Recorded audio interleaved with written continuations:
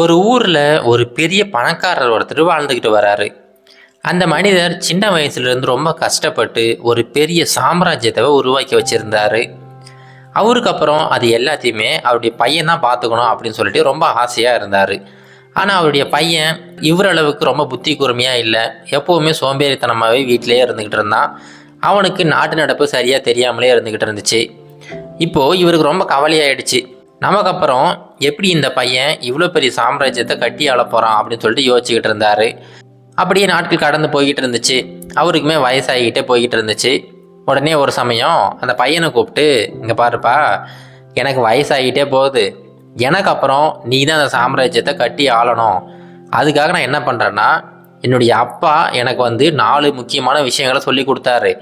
அந்த விஷயத்தை கடைப்பிடிச்சதுனால தான் நான் இவ்வளோ பெரிய மனிதராக மாறி இருக்கிறேன். அதே விஷயத்த நான் உனக்குமே சொல்லி கொடுக்குறேன்.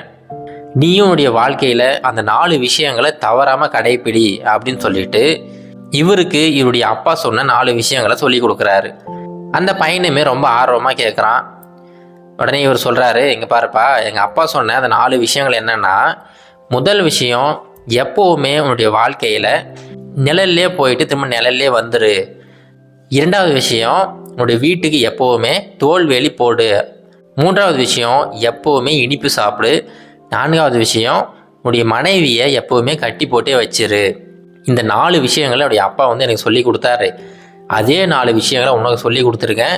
இது மட்டும் உடைய வாழ்க்கையில் தவறாமல் கடைப்பிடி. கண்டிப்பாக நீயுமே என்ன மாதிரி ஒரு நல்ல மனிதராக ஒரு பெரிய ஆளாக நீ உருவெடுத்துடலாம் அப்படின்னு சொல்லிட்டு சூச்சகமாக 4 விஷயங்களை அவருடைய பையனுக்கு சொல்லி கொடுக்குறாரு. இவர் என்ன நினச்சார் அப்படின்னா, அவருடைய பையன் இவர் சொன்ன எல்லா விஷயத்தையுமே சரியாக புரிஞ்சுக்கிட்டு நல்லா செயல்படுவான் அப்படின்னு சொல்லிட்டு ஒரு நம்பிக்கையில் இருந்தார். அப்படியே ஒரு சில வருடங்களில் அந்த மனிதருமே இறந்து போயிட்டார். இப்போது இந்த பையன்கிட்ட எல்லா பொறுப்புகளுமே வந்துருச்சு. இப்போ இந்த பையன் என்னதான் புத்தி கூர்மை கம்மியாக இருந்தால் கூட அவங்க அப்பா சொன்ன விஷயத்த அப்படியே செய்கிற ஒரு பையன். இப்போ அவர் சொன்ன எல்லா விஷயங்களுமே ஒரு பேப்பரில் எழுதி வச்சுக்கிட்டான். அந்த விஷயங்களை அப்படியே கடைப்பிடிக்க ஆரம்பித்தான். அவர் சொன்ன முதல் விஷயம், நிழல்லே போயிட்டு நிழல்லே வர சொன்னார். உடனே இவன் நடந்து போகிற எல்லா தெருக்களிலுமே பந்தல் போட ஆரம்பிச்சிட்டான். எல்லா மக்களுமே கேட்டாங்க, எதுக்குப்பா இந்த பந்தல் போட்டுக்கிட்டு இருக்க அப்படின்னு சொல்லிட்டு. இது என்னுடைய அப்பாவோட ஆசை, அதன்படி தான் பந்தல் போட்டுக்கிட்டு இருக்கேன் அப்படின்னு சொல்லிட்டு நிறைய காசுகள் செலவு பண்ணி அவன் போகிற எல்லா இடத்துகளுக்குமே பந்தல் போட்டுக்கிட்டே இருந்தான். இரண்டாவது அவர் சொன்னது என்னென்னா, வீட்டை சுற்றி தோல்வேலி அமைக்க சொன்னார். உடனே இவன் என்ன பண்ணான்னா, கறிக்கடைக்கு போயிட்டு ஆட்டுத்தோல், மாட்டுத்தோல், இந்த மாதிரி எல்லா தோல்களையுமே வாங்கிட்டு அவனை வீட்டை சுற்றி இருக்கிற வேலி மேலே போட ஆரம்பிச்சிட்டான். அந்த வாடை பக்கம் இருக்கிற மக்களால் அங்கே வாழவே முடியலை. எல்லாருமே இந்த பையன்கிட்ட கம்ப்ளைண்ட் பண்ண ஆரம்பித்தாங்க. ஆனால் இந்த பையன் எதுக்குமே செவி சாய்க்கிறதா இல்லை. என்னுடைய அப்பாவோட கடைசி ஆசை இது, அதனால் யார் என்ன சொன்னாலும் நான் கேட்க போகிறதில்ல. உங்களுக்கு விருப்பம் இல்லைன்னா வீட்டை காலி பண்ணிட்டு போங்க அப்படின்னு சொல்லிட்டு எல்லாருமே ரொம்ப கோபமாக திட்டிடுறான். அடுத்து மூன்றாவது அவர் சொன்னது என்னென்னா, எப்போவுமே இனிப்பு சாப்பிடு அப்படின்னு சொல்லியிருந்தார். அது போலவே 3 வேளையுமே இனிப்பு பலகாரமாக சாப்பிட்டுக்கிட்டு இருந்தான். நான்காவது அவர் சொன்னது, எப்போவுமே உடைய மனைவியை கட்டி போட்டே வச்சிரு அப்படின்னு சொன்னார். அதன்படி எப்பெல்லாம் இவன் அவன் தொழில் செய்கிற இடத்துக்கு போகிறானோ அப்பெல்லாம் இவனுடைய மனைவியை அந்த வீட்டோட தூணில் பிடிச்சி கயிறில் கட்டி வச்சுட்டு போயிடுவான். இப்படி அவங்க அப்பா சொன்ன 4 விஷயங்களையுமே இவன் தவறாக புரிஞ்சுக்கிட்டு அவனுடைய வாழ்க்கையில் கொஞ்சம் கொஞ்சமாக சிக்கல்கள் ஏற்படுத்திக்கிட்டே இருந்தான். நாளடைவில் என்னாச்சு அப்படின்னா, அவன் சரியாக தொழிலை கவனிக்க முடியல. அடுத்த ஒரு 3 மாதங்கள்லேயே அந்த தொழில் கொஞ்சம் கொஞ்சமாக நலிவடைய ஆரம்பிச்சிருச்சு. அதிகப்படியான கடன் சுமை சேர ஆரம்பிச்சிருச்சு. அது மட்டும் இல்லாமல் அவனுடைய வீட்டை சுற்றி இருந்த எல்லா மக்களுமே இவனுடைய தொல்லை தாங்காமல் வீட்டை காலி பண்ணிட்டு ரொம்ப தூரத்துக்கு போயிட்டாங்க. ஏன்னா அந்த இடத்துல அந்த தோலெல்லாம் போட்டிருந்தான் பார்த்தீங்களா, அதனால் வர வாடை யாராலையுமே தாங்க முடியலை. இதனால் அவனுடைய வீடு மட்டும்தான் அங்கே தனிமையில் இருந்துச்சு. சுற்றியில் யாருமே வாழ முடியாத ஒரு இடமா மாற்றிட்டான். அடுத்தது இவனுடைய உடல்நிலை ரொம்ப மோசமாகிக்கிட்டே போய்கிட்டு இருந்துச்சு. ஏன்னா 3 வேளையுமே இனிப்புகளே சாப்பிட்டுக்கிட்டு இருந்ததுனால அவனுடைய உடலில் தேவையில்லாத நிறைய வியாதிகள்லாம் வர ஆரம்பிச்சிருச்சு. அடுத்தது இவனுடைய மனைவி, எவ்வளோ நாள் தான் அவங்களுமே பொறுத்துக்கிட்டே இருப்பாங்க. இவன் எப்போல்லாம் வெளியில் வரானோ அப்போல்லாம் அவருடைய மனைவியை பிடிச்சி கட்டி வச்சுக்கிட்டே இருந்தான். அதனால் அவருடைய மனைவி இதுக்கு மேலே இவனோட வாழக்கூடாது அப்படின்னு சொல்லிட்டு அவங்களோட அம்மா வீட்டுக்கு போயிட்டாங்க. இப்படி அவருடைய வாழ்க்கையில் எல்லா நல்ல விஷயங்களையுமே போயிட்டு இப்போ வாழ்க்கையில் என்ன பண்ணுறதுனே தெரியாமல் அவருடைய அப்பா ஃபோட்டோ முன்னாடி நின்று அவங்க அப்பாவை திட்டிக்கிட்டு இருந்தான்.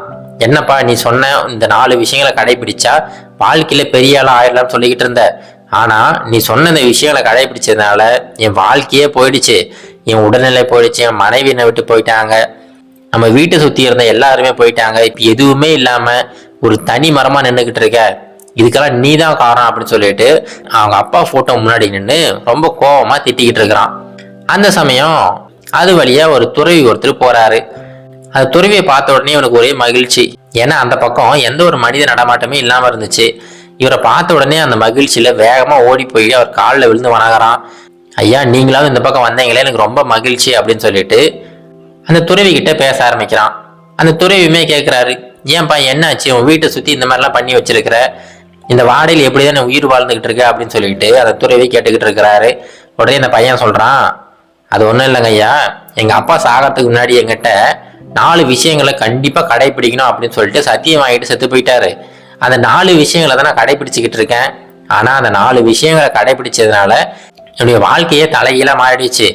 இது வரைக்கும் என் வாழ்க்கையில இருந்த எல்லா நல்ல விஷயங்களுமே போயிட்டு இப்போ எல்லாமே கெட்டதாகவே நடந்துகிட்டு இருக்கு அப்படின்னு சொல்லிட்டு கண்ணீர் விட்டு அழ ஆரம்பிச்சிட்டான். உடனே அந்த துறவி, அப்படியாப்பா, அப்படி என்னதான் சொன்னாரு சொல்லு அப்படின்னு சொல்லிட்டு கேட்குறாரு.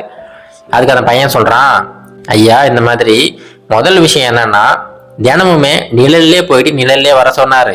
அதுக்காக நான் என்ன பண்ணேன்னா, நான் போகிற வழி எல்லாத்துலேயுமே பந்தல்கள் அமைக்க சொல்லிட்டேன் அப்படின்னு சொல்லிட்டு சொல்றான். அதுக்கு அந்த துறவி சொல்றாரு, அட நீ வேறப்பா, உங்க அப்பா சொன்னது சரிதான், நிழல்லே போயிட்டு நிழல்லே வா அப்படின்னா நீ சூரியன் உதயத்துக்கு முன்னாடி எழுந்துரு, அதே மாதிரி சூரியன் அஸ்தமனமானதுக்கு அப்புறமா நீ வீட்டுக்கு வா, அது வரைக்கும் நீ வேலை செய் அப்படின்னு சொல்லியிருக்கிறாரு. நீ தப்பா புரிஞ்சுக்கிட்டே அப்படிங்கிறாரு.